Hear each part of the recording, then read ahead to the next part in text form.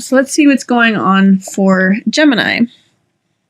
Looks like the month opens with Hierophant in reverse. And Hierophant is a card that represents the status quo or traditionalism, doing things in a conventional way that is tried and true. So he represents traditional mores, often associated with religion. So he's also a spiritual card. But a lot of what Hierophant represents is standard ways of doing things, or doing things conventionally or in a traditional way. And what this tells me, the fact that he's in reverse, tells me that you may be doing things in a non-traditional way or an unconventional way, that you may be bucking tradition or bucking conventionality. So, he's also pointing right now to the star.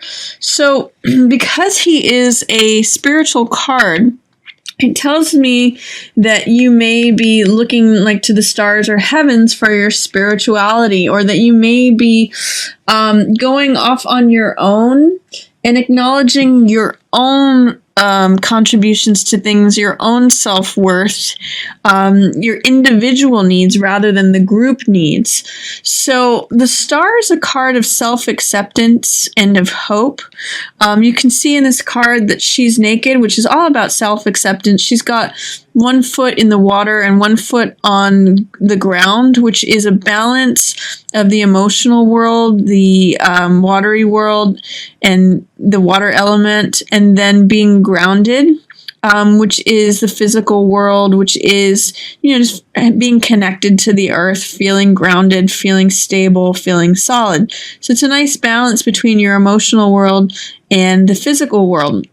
And star is full of hope, full of radiance, full of, dreams and hopes and visions, and feeling like you get to embody those. So the fact that Hierophant is pointing to star tells me that, and he's in reverse, says that your focus for December, Gemini, may be more on your own self and your own self-acceptance of your own ways, rather than feeling the need to conform to traditions and mores and other outside conventionality.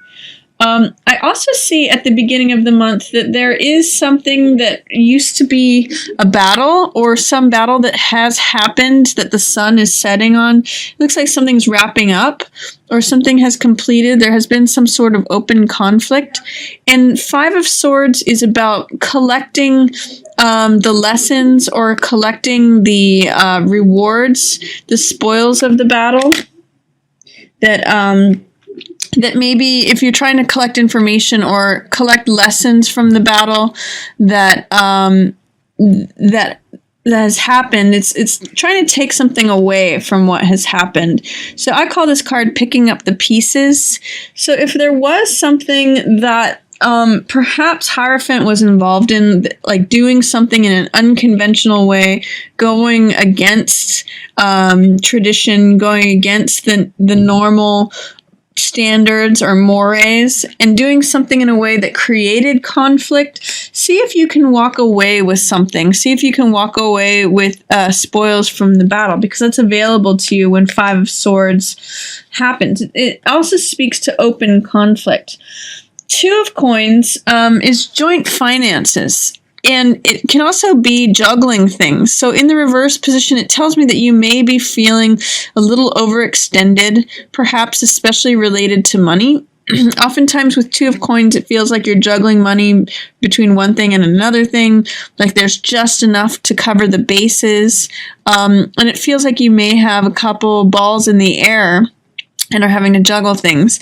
So when this card comes and it's in the reverse position, see if you can find balance between, say, work life and home life, or work life and personal life. If you can manage to see have a fun or flexibility with all that you're juggling. That's usually my recommendation when I see 2 of coins in reverse. It also tells me that there may be a division between any kind of joint finances. That may be splitting up. If you have common assets with someone else, 2 of coins in reverse tells me that there may be some tension between that. 6 of Cups is usually about childhood experiences and innocence and kindness. In the reverse position, sometimes it can show up as cynicism or not having very much innocence, like feeling cynical about something. So be careful that you don't, if there is something that is separating in terms of joint finances or joint assets, be careful not to be cynical about it. See if you can adopt a childlike, playful attitude towards it.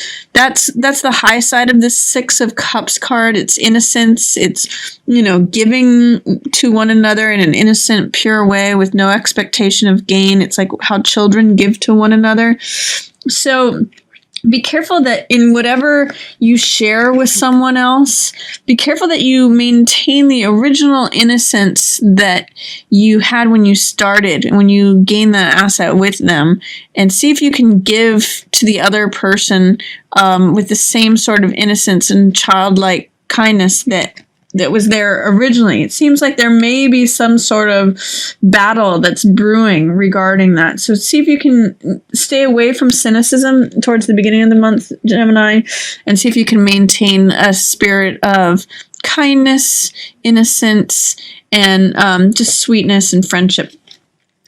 I'd already talked a little bit about Star and how that reflects hope and how that reflects self-acceptance. I'm seeing in both of these cards Star and Moon. And I'm also seeing Hierophant is pointing to those.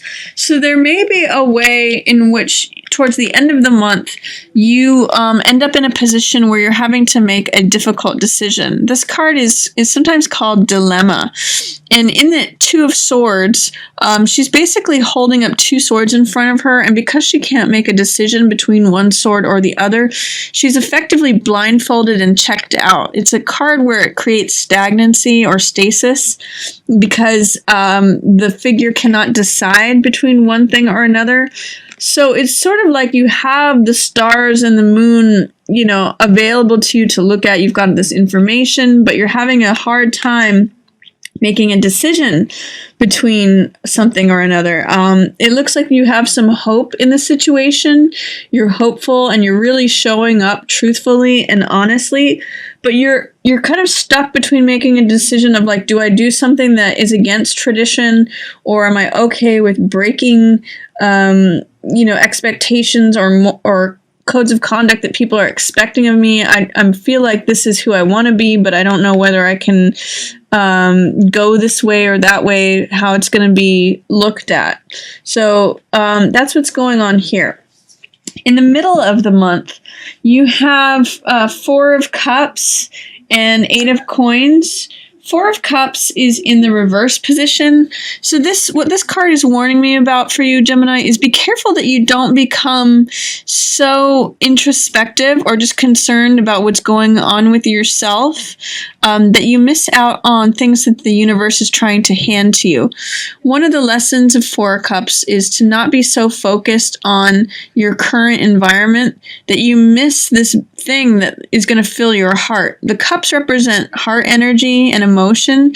So the universe is trying to hand you something that you're really going to love. But if you're completely focused on what currently exists, you may miss out on the thing that is being handed to you by the universe. So what this card always tells me is look up. Don't be so self-contained and self-reflecting that you miss everything that's outside of your experience, because the downside of this card is that you may just keep getting more of the same when really life wants to give you more. But if you're always preoccupied with what exists, you may miss out on what else can be handed to you. The other thing that's happening at the middle of the month is 8 of Coins. Eight of Coins is a card of focusing on your work and sort of putting your nose to the grindstone and just really working on something that you love. So this is diligence in your work. This is constant effort over time with your work and producing results. This is an artisan card. So this may mean that you just have a big focus on your work. And that's going to be one of the things that you are embroiled in. And it usually means work that you love and enjoy and you produce results from it. Also towards the middle of the month, there's going to be something that's coming to a close. So death is a card where it represents the ending of a cycle. You can see in the card that the figure it's death actually who's cutting this rose. And one of the meanings that I get from this card is that there's a time for everything. Sometimes things, it's by one cycle ending that a new one can begin. It's by when the rose blooms, it can't last forever. The petals start to fall off. So this is a card of change and transformation. And it's a signal that something is coming to the end of its cycle. And that's in the middle of the month for you, Gemini. Again, this Two of Swords card is a card of dilemma, or it's a card of not being able to make a choice between two things. So you may feel like you're stuck at the end of the month. When you're faced with two options, you may not have an idea of which to choose between. And the solution to this card is standing up and just choosing one, just taking action and just going in one direction, because it seems like there might be some anxiety or some mental gymnastics that you're doing regarding this thing. This card, Nine of Swords, is a card of worry. It's a card of overanalyzing things. It's actually too many thoughts, because in this card there's 2 or 3 swords that are actually involved with the hands that are bound, and it's a card of not making mountains out of molehills. So if you have some legitimate problems or worries or concerns, if you're having this dilemma between making this decision, try not to overanalyze it and create all these more thoughts, all these more swords. Try to alleviate your anxiety or worry. Try to not let your mind run away with itself. Just take action. Choose one sword and put the other down. And it's okay if you make a wrong decision. Just make a decision to get yourself out of this checked out feeling. That's towards the end of the month. And then also, I see that you've got 5 and 6 of coins in reverse. This tells me that you might be worried about your finances at the end of the month. 5 of coins is often depicted as financial loss, and 6 of coins is a card of resources, the haves and the have-nots. We see in both of these cards a beggar appear, so this tells me that you might be feeling like you're depleted financially. But one of the focuses of this card, 5 of coins, is keeping your focus on the spiritual world, the world that is always available to you to renew you, to fulfill you, where it's always warm and comfortable. And that's where the person who's rich lives, is in that spiritual world of abundance and prosperity. That's why they have the resources to give. So, maybe with holiday spending, you're feeling like you're depleted in terms of your resources. But just understand that, things can, if you keep your focus on what you have spiritually, that may be able to comfort you through a financially difficult time, or that may, be careful not to get wound up in worrying about your finances or being overly concerned. Again, just take action to resolve any situations that you might come across in that way. For you, Gemini, we have a new moon in your 7th house of partnerships on December 11th. So that may mean that if you're in a partnership, that it may take on a new phase, that it may, you may get a new segment or a new cycle in your relationship, or you may even take a new journey within it. Things may develop in a new way. If you're not in a relationship, then you may find a new relationship. It's a good time to set the intentions during a new moon for partnership, and that could be romantic, or it could be a business partnership, or in whatever way that you may partner with someone. 7th house is your house of partnership. So new moons there are a good time to set new intentions for new partnerships that may develop over the next 6 months. On December 25th, we have a full moon in Cancer. That's in your 2nd house of material assets and possessions.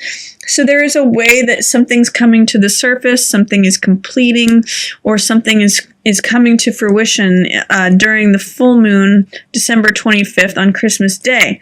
So if there's something that you've been trying to acquire, like a house, you may make your final payment there. Or you may finally come into ownership of something that you've been paying off, or something completes. Like if you have owned something like a boat or any kind of material financial asset, you may decide that you've completed it and that you no longer need it. So you may be willing to release it. That's another meaning of full moons, is that something comes to completion, to fruition. It's ended its cycle. It is ready to be let go of. So that's happening in your 2nd house of finances. It's also possible that you may see something come to you, some money that's promised you, a raise, or something finally come to light during a full moon. So it finally comes to completion, that you get that financial asset coming to you. So that's your reading for December, Gemini. I hope you enjoyed it. If you have any questions, feel free to write them in the comments. I love replying to the comments down there. And also feel free to like, share this video on any platform, and subscribe.